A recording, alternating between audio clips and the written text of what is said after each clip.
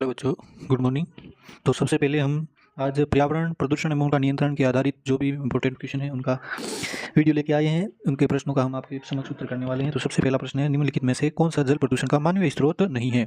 तो देखिए, इसका घरेलू वायुस्राव भी मानवीय नहीं है, न ही वाहित जल है, ह्यूमस पदार्थ मानवीय नहीं है, बाकी सारे मानवीय है, घरेलू वायुस्राव, औद्योगिक वायुस्राव। ओके, फिर दूसरा प्रश्न है आपका, निम्नलिखित में से कौन सी गतिविधि पर्यावरण संरक्षण से संबंधित नहीं है? तो सबसे विविध पौधारोपण भी पर्यावरण संरक्षण से संबंधित है, प्राकृतिक संसाधनों का संरक्षण भी पर्यावरण संरक्षण से संबंधित है, और वन उन्मूलन आपका नहीं है। मिनी माता रोग संबंधित है पारे से। कौन सी गैस ग्लोबल वार्मिंग के लिए उत्तरदायी है? तो सबसे इंपॉर्टेंट है इसका मीथेन एवं कार्बन डाइऑक्साइड। और अगला प्रश्न है, वायु प्रदूषण का कौन सा स्रोत नहीं है? तो वायु प्रदूषण का स्रोत नहीं है ठोस अपशिष्ट। पिछली सदी में वैश्विक औसत तापमान में वृद्धि हुई है आपके 3 फ़ारेनहाइट, 1.8 फ़ारेनहाइट, 3.4 फ़ारेनहाइट, 2.4 फ़ारेनहाइट। तो सही उत्तर का आप अनुमान लगाइए। तो इसका उत्तर होगा सही 1.8 फ़ारेनहाइट। फिर मानवीय गतिविधियों को प्रत्यक्ष एवं अप्रत्यक्ष आलम्बन प्रदान करने हेतु उत्पन्न ग्रीन हाउस गैस की कुल मात्रा को क्या कहते हैं? इसका आपका हो जाएगा कार्बन डाइऑक्साइड सूचकांक होगा, या फिर कार्बन पद चिन्ह होगा, या आपका होगा कार्बन पृथक्करण, या फिर आपका होगा कार्बन अवशोषण। तो इसका सही उत्तर है आपका कार्बन पद चिन्ह। कार्बन पद्धति ने इसका सही आंसर होगा। अम्ल वर्षा के लिए निम्नलिखित में से कौन से पर्यावरण प्रदूषण उत्तरदायी है? तो सबसे कार्बन डाइऑक्साइड, नाइट्रोजन नहीं है, कार्बन मोनोऑक्साइड, कार्बन डाइऑक्साइड, इसमें कार्बन मोनोऑक्साइड नहीं होती है अम्ल वर्षा में, नाइट्रोजन ऑक्साइड और सल्फर डाइऑक्साइड, ये ओजोन नहीं होती है। तो इसका सही उत्तर हो जाएगा तीसरा, carbon dioxide, nitrous oxide, N2O, laughing जिसे कहते हैं लाफिंग गैस, क्लोरोफ्लोरोकार्बन और मीथेन गैसों का ग्लोबल वार्मिंग के प्रति अपेक्षित योगदान का घटता हुआ क्रम आपका कौन सा होगा? तो इसका देखिए, CO2 तो मेन है, ये सारा लगभग सभी में है, लेकिन CFC नहीं आएगा, वहाँ पे आएगा CH4। बाकी दोनों ऑप्शन हो गए गलत। और फिर आएगी N2, CFC सबसे लास्ट होती है, तो इसका ये हो जाएगा तीसरा ऑप्शन।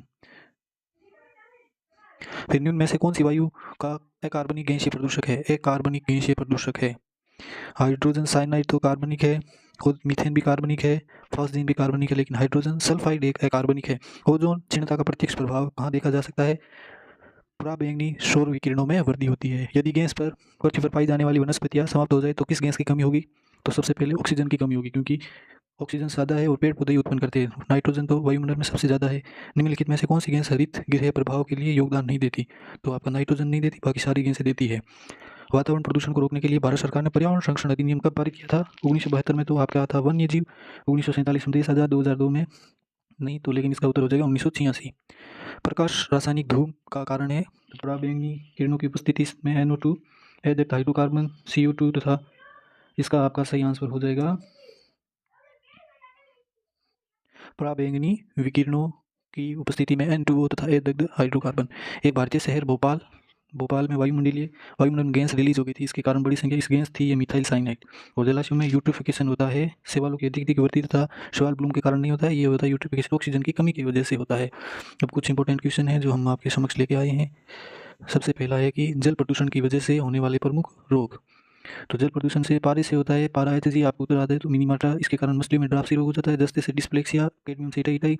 और आगे संविधान के DPSP में अनुच्छेद 48 में आपका दिया है कि राज्य पर्यावरण पर कानून बना सकेगा, पर्यावरण संरक्षण हेतु कानून बनाएगा। फिर आपके आ रहे हैं पर्यावरण संरक्षण अधिनियम 1986, पर्यावरण विश्व पर्यावरण दिवस 5 जून की मुख्य थीम थी भूमि बहाली, मरुस्थलीकरण और सूखे के प्रति लचीलापन।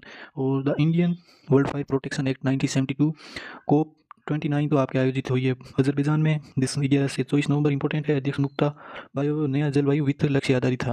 और COP 28 दुबई UAE में, और theme health recovery and peace. COP 30 होगी आपके ब्राजील के बेलम में। और पर्यावरण दिवस की मुख्य सूची है 22 अप्रैल पृथ्वी दिवस, 5 जून विश्व पर्यावरण दिवस, 28 जुलाई विश्व प्रकृति दिवस, 16 सितंबर विश्व ओजोन दिवस, और 26 नवंबर पर्यावरण संरक्षण दिवस, 2 दिसंबर विश्व प्रदूषण रोकथाम दिवस। कुछ इस तरह से आपका ये जो वीडियो समाप्त हुआ है। 7 मिनट में आपको कुल 17 नंबर में से कितने प्रश्न आपने सही किए कमेंट करके बताएं और हमें फॉलो करें।